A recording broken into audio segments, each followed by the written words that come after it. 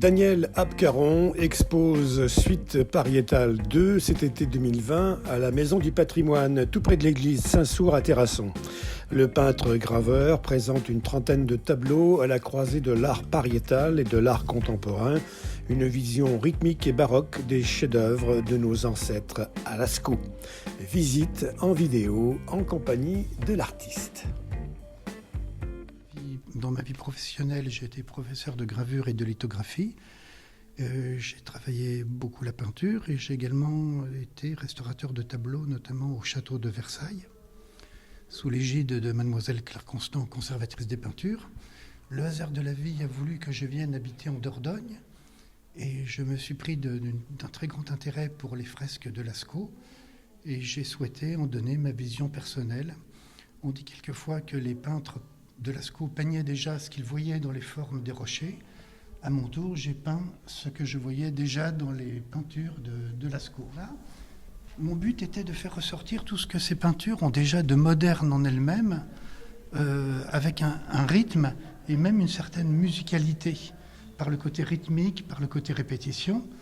Alors ici, par exemple, on a le panneau de la vache noire, avec des animaux superposés. Ce cheval passe derrière, on le devine un petit peu. Il est possible que plusieurs générations d'artistes soient venus rajouter des peintures les unes sur les autres, certainement même. On peut passer au tableau suivant, le grand cerf noir, une peinture très connue de Lascaux. Ce qui avait frappé les hommes du Paléolithique, c'était ces bois qui étaient extrêmement exubérants. Et il faut noter que dans mes peintures, la représentation est relativement exacte, c'est-à-dire qu'on peut retrouver toutes les caractéristiques des fresques réelles, notamment ces ponctuations ici, ces points, qu'on appelle des pictogrammes et qui sont des signes dont on ne connaît pas la signification, mais que j'ai eu à cœur de représenter de façon très très réaliste.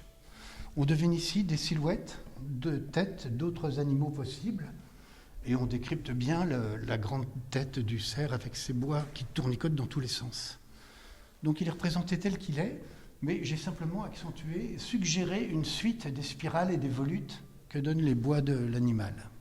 On a l'impression que ce qui vous guide surtout, que c'est un hommage rendu à ces hommes qui ont peint Lascaux et en même temps en apportant votre touche personnelle à vous. Oui, c'est exactement ça. Yves Coppens disait que le poids artistique des peintures de Lascaux était équivalent en patrimoine artistique à ce qu'a peint Léonard de Vinci ou Véronèse ou Rembrandt. Et c'est effectivement un hommage à la beauté de ces peintures et en y ajoutant ma touche personnelle, rythmique et musicale. Et puis aussi, il s'agissait de faire tout simplement de la belle peinture et de donner du plaisir. Et je pense que mes tableaux sont assez agréables à regarder. Ici, le grand bison noir. Ce qui m'a frappé, c'est la multitude de cornes. C'est parce qu'en réalité, on décrypte assez mal l'image d'origine. Il y a 3 ou 4 têtes de bison superposées les unes sur les autres. Donc, j'ai représenté toutes ces cornes dans tous les sens. Et ça devient presque une armure de guerrier samouraï, un petit peu. Mais beaucoup de choses sont très réalistes. Ces traits ici qui peuvent évoquer des blessures sont exactement ceux qui sont figurés sur les parois de la caverne. La vache qui tombe, qui est en réalité une vache qui se roule, qui se tourne, et des myriades de petits chevaux qui passent dans tous les sens. Ici, un pictogramme aussi, ce signe-là était représenté par les artistes des temps anciens, et on n'en connaît pas la signification. Peut-être une signature, peut-être. Y a-t-il un art caché dans ce que vous faites ? Parce que on voit bien sûr qu'il y a la peinture, mais en même temps, il y a peut-être le dessin, la gravure, Oui, effectivement, il y a beaucoup d'art caché parce qu'il y a à la fois le dessin, il y a la peinture, mais il y a également aussi de la gravure et du relief. Il y a beaucoup de matière et beaucoup de choses ont été creusées. Même dans la toile, j'utilise aussi la gravure, au besoin avec des outils de dentiste qui permettent de préciser des détails. Il y a un petit peu 3 dimensions, si vous voulez, dans mes œuvres. Mais c'est ainsi que procédaient les artistes du Paléolithique. Ils n'hésitaient pas à graver dans la roche pour surligner un trait, voire même à faire des corrections et ce qu'on appelle des repentirs.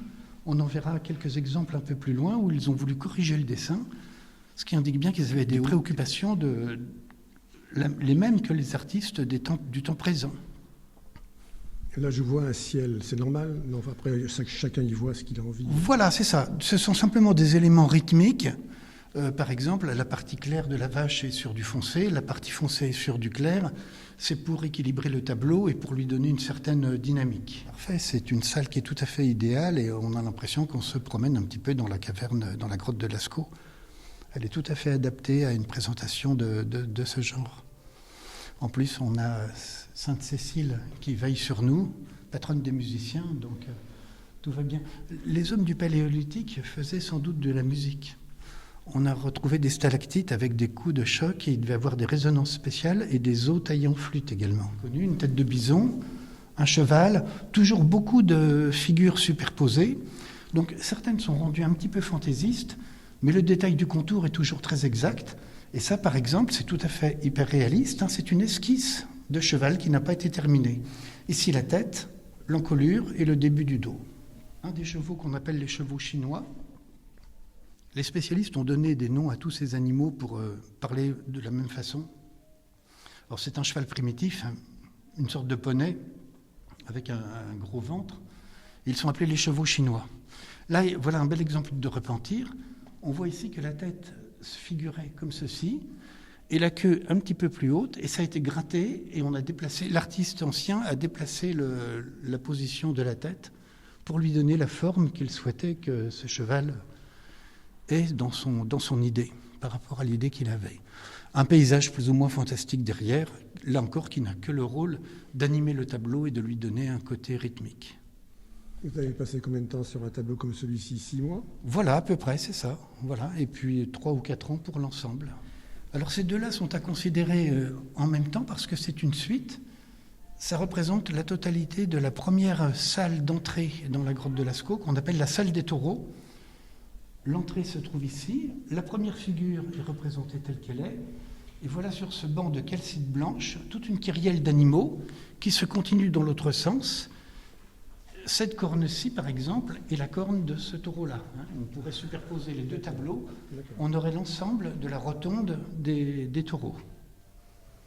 On retrouve des petits animaux qui courent dans tous les sens. Certains sont à moitié effacés par des chutes d'écailles de la pierre. Lui, par exemple, a perdu sa tête. Mais quelqu'un qui connaît très bien Lascaux s'y retrouverait complètement dans ses peintures. Il retrouverait tous les détails et des petites choses un petit peu, je dirais pas secrètes, mais importantes pour les spécialistes, que le commun du mortel ne remarque pas. Mais par exemple les pictogrammes, tous ces signes-là, ces petits traits de creux rouge, tout ça existe dans la grotte. Ces deux petites cornes ici, on se demande si c'est le souffle du taureau.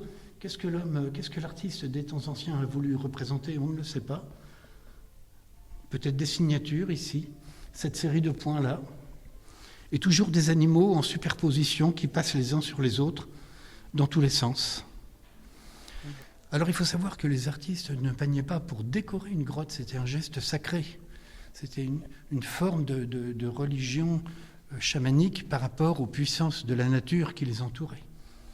Ici, il y a une figure qu'on appelle le taureau à l'écaille tombée, c'est-à-dire que cette partie qu'on voit là est tombée et donc une partie de la peinture a disparu.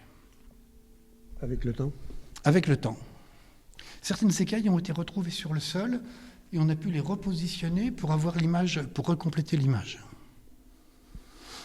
Voilà, on retrouve ces signes-là. En fait, ce taureau a été déjà reproduit ici. On retrouve toujours ce signe que j'avais scrupule à bien faire figurer. Le voilà ici. Donc on voit qu'il y a beaucoup de matière, beaucoup de rythme. Les pictogrammes ici ont été reliés par des petites lignes qui finissent presque par faire des signes musicaux. Et la vache suivie par son veau qui passe dans l'autre sens. Les artistes du Paléolithique aimaient bien utiliser déjà le volume du rocher pour donner du volume à leurs œuvres. Et peut-être même c'était le rocher qui suggérait les œuvres à peindre dessus. Bon, les toiles sont évidemment beaucoup plus plates. La vache à collerette, qui a un collier de creux rouge ici. Donc certaines parties, là aussi, sont traitées réalistes, d'autres sont beaucoup plus fantaisistes, mais globalement, elle a cette allure-là, elle a cette position-là, ce maintien. Ici, un bel exemple de repentir. Donc là, il y a vraiment un souci artistique qui est très démontré de la part de ces artistes des temps lointains. Cette première ligne à l'ocre rouge ne lui convenait pas et il a déplacé son animal en arrière pour lui donner une position qui lui semblait plus convenable. Donc là, on a vraiment le souci d'un artiste qui change d'idée, qui change d'avis et qui veut faire le mieux pour son dessin par rapport à ce qu'il imaginait déjà. Alors ici, voilà ma vision des bisons qu'on appelle les bisons adossés. Ce sont 2 bisons qui sont croupe à croupe. Alors ce qu'on peut remarquer là aussi par rapport à notre sensibilité d'homme moderne, c'est que l'artiste a eu à cœur de représenter la totalité du bison bien qu'il se superpose. Et un effet de perspective est donné par le fait que la patte avant est accrochée au corps et que la patte arrière est légèrement séparée par une réserve pour bien montrer ce qui est devant et ce qui est derrière. On trouve encore là une pensée extrêmement moderne. Et toujours la rythmique par les damiers, des figures un petit peu fantaisistes. On a l'impression que les 2 bisons sont sur une scène de théâtre. Et je trouve personnellement le tableau assez agréable à regarder. Et puis les contrastes sont encore plus saisissants peut-être ici. Oui, les contrastes sont accentués. J'ai utilisé bien sûr des couleurs que ces artistes n'avaient pas à leur disposition, mais je suis resté dans l'esprit de leurs œuvres et j'ai essayé de les respecter, de les magnifier en quelque sorte. Quels sont les 2 moments forts dans votre parcours ? Je crois qu'on les a devinés, c'est le château de Versailles et Lascaux, la grotte de Lascaux. Voilà, et puis le 3e, c'est d'avoir été professeur de gravure et de lithographie pendant 17 ans dans un institut de formation au métier d'art où j'ai formé des artistes français et étrangers à ces techniques peu connues de gravure et de lithographie. Donc il y avait un ensemble complet, peinture, gravure et lithographie. Et je dois dire que la gravure m'a beaucoup servi quand j'ai fait ces peintures. Parce que ça induit une certaine façon de peindre avec plus de précision, avec des choses plus incisives peut-être, qu'un peintre qui se laisse aller de façon peut-être un peu plus mollant, on va dire. Donc vous aimez transmettre aussi ? Et j'aime transmettre aussi, oui. J'aime beaucoup la pédagogie et la transmission. Alors Daniel Abkaran, c'est un coup de foudre avec la Dordogne. C'est la 2e fois que vous venez à Terrasson. Oui, effectivement. Non, alors je ne sais pas après quel sera le devenir de ces tableaux. Ils seront sans doute exposés, mais si possible en Dordogne, près du lieu qu'ils représentent. C'était l'artiste peintre Daniel Abkaran à découvrir avec Suite Pariétale 2 à la Maison du Patrimoine à Terrasson, c'est tout près de l'église Saint-Sour, du mercredi au dimanche de 14h à 18h30. L'entrée est libre.